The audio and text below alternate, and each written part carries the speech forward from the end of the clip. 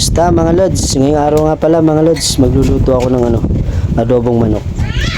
Ito mga lods ang gagamitin ko ng mga panlahok. Tapos may asukal din ako dito. Pero nilalanggam pa ata itong asukal. Pero pwede na yan. Laman tiyan din yan. Konti lang pati yung manok na lulutuin ko mga lods. Basta makatikim lang tayo ng adobo. Ayan. Let's go!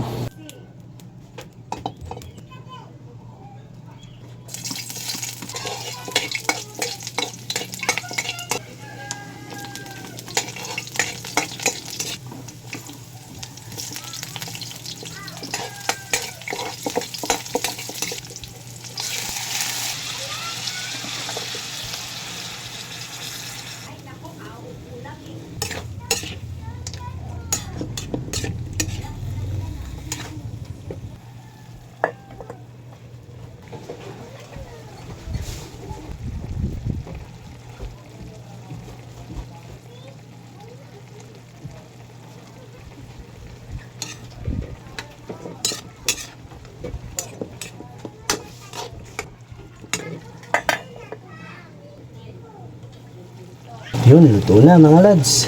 Siyempre, titikman natin.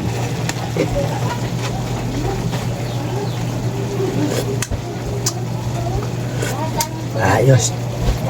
Hanguin na natin mga lads.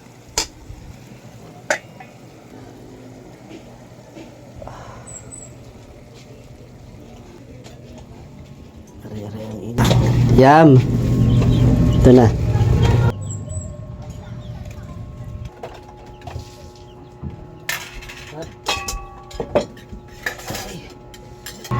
Ayan na mga lods, sasantok na si Mrs. ng kanin namin.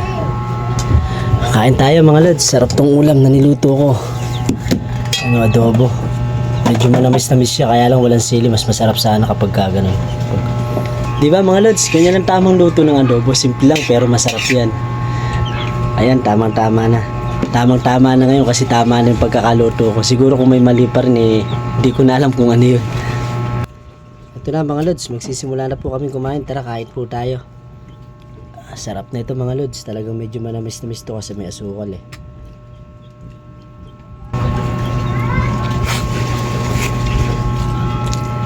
Sarap.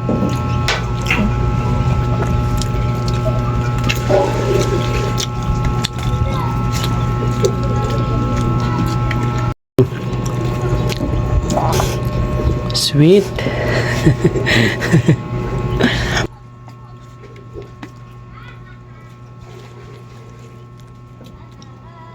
Yun lang mga lods, hanggang dito na po muna tayo. Bye bye.